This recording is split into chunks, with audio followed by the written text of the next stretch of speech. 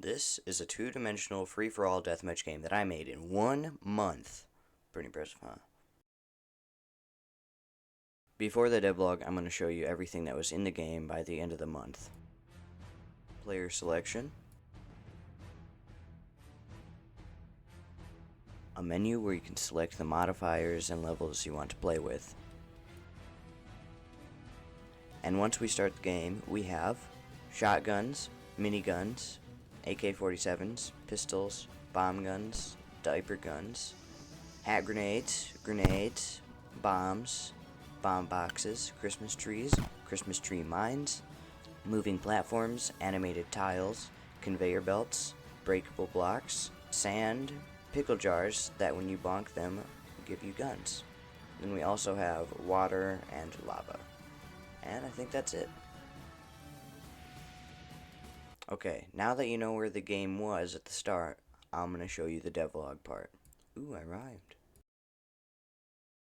So one of the first things I did after redoing the code is I added an ammo system. What do you mean? That box should totally have an American flag on it. Oh, I see. Freedom! As you can see, if I use all the ammo of these guns, and then I pick up the pickle pile that came out of the ammo box after I broke it, the minigun has ammo again. After I added the ammo system, I decided to add a pickle background to the menu, and I added more modifiers. The first of them was the one called Space Mode. Here it is. You can see it does. The other modifier I added was called Player Speed Variation. You can see the player speed up and then slow down and speed up. It'll just change speed randomly. And the next thing I added was a score system. In this scenario, the red player has killed the green player once, and the green player has killed the red player twice. This is the menu it takes you to after all the rounds have ended. As you can see, the red player has 1, and the green player has 2. The next thing I added was something every game needs. Literally every game. I don't know a game that doesn't need it. Minecraft especially needs it. You can now pick up dead players. It is amazing. See? It's beautiful. It's just like real life. Now for something big. Like your I changed the menu a lot. Now there's a custom font, colored text, colored buttons, and even colored button outlines. I also reorganized the menu so as there is levels here and the modifiers here. Now I'm going to explain some new stuff in the menu while setting up a round. There's a new menu window called Configure Modifiers. Modifiers are little additions to the start of each round. There is now a timer which when it ends will add a consequence, like inverted movement or like space mode. You can change which modifiers and consequences the game will choose here. I will choose rising lava and bomb rain for those modifiers, and all of the consequences. You can choose how many modifiers you want per round, and how many consequences there is every time the timer ends from those lists. I will choose 1 modifier per round, and 1 consequences per timer end. You can also change the timer interval. I will choose 10 seconds. Now when I start the round, you can see it shows what the level name is and what modifiers there is, and you can see what it does when the timer ends now. And the modifier is also working, as you can see. And that is the system. You can see how playing with someone like this would be a challenge. And yes, I will show some finished gameplay at the end of the video. What's something in a lot of games? Screen shake.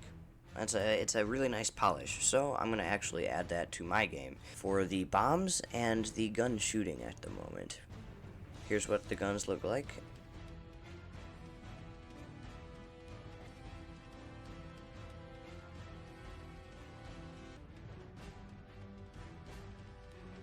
Here's what the bombs look like.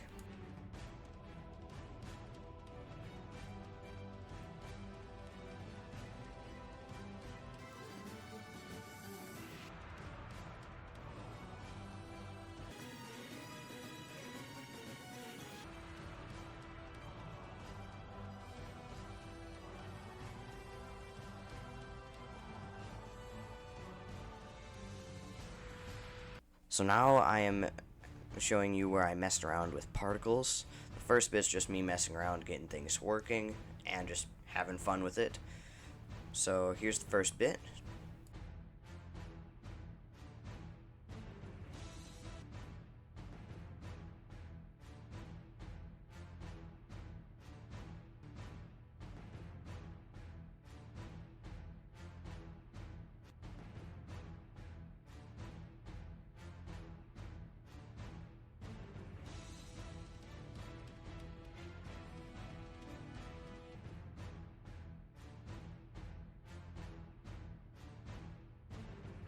Do pickles drip in real life? Pickle juice. So that's the first particle I added, but I did end up removing it later. So yeah. I added another particle. Explosive particles. That was weird. And what it does is just basically it shoots all over. Well, actually, you can see here.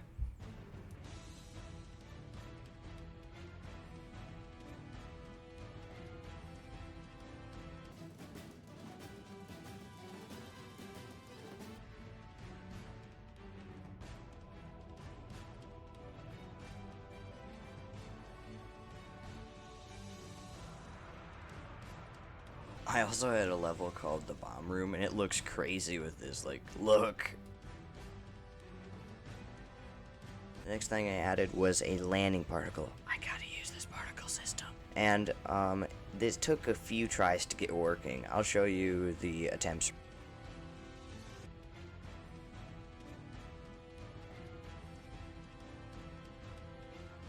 But right here, it looks pretty good.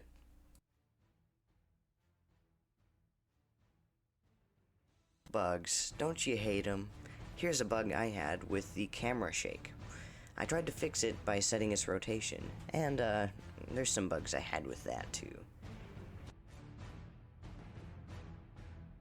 Is that 3D? What? Seriously? Eventually got that fixed and it was all fine though. I was adding gun animations, and for some reason I was testing it with the conveyor belt sprite, which was already animated, so this looks pretty ridiculous. Then I ended up changing the shotgun sprite to where it looks a lot beefier. Then the guns were looking a bit bad, and the bullets especially, so I changed the bullet sprite and I made it so that the bullets actually aim towards where they're going, and that looks way better. You know how your hand like kicks back when you shoot a gun? I don't, I've just seen it. I added that to the game to where some guns take longer to pull back, and it looks pretty cool. Here you go, here's the guns.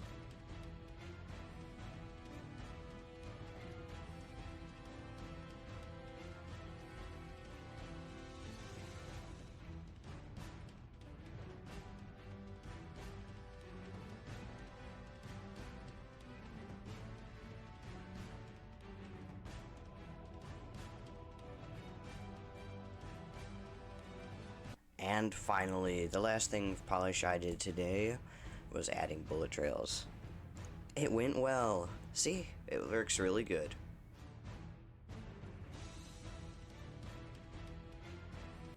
Oh, this time it's gonna be better. I was just kidding.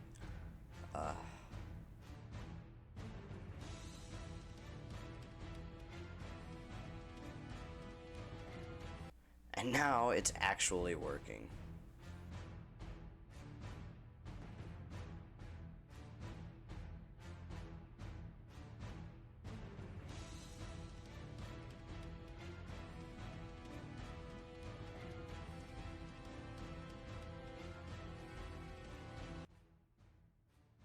You actually made it to the end of the video. Yes! That was weird. It was really weird. I had a lot of fun making this devlog, but it did take a lot of time. So subscribe or I'll personally give you a purple nurple. I'm having a lot of fun being on YouTube again, and maybe eventually game dev and it could be my job. I don't know. I hope you enjoyed the video. See you, noobs!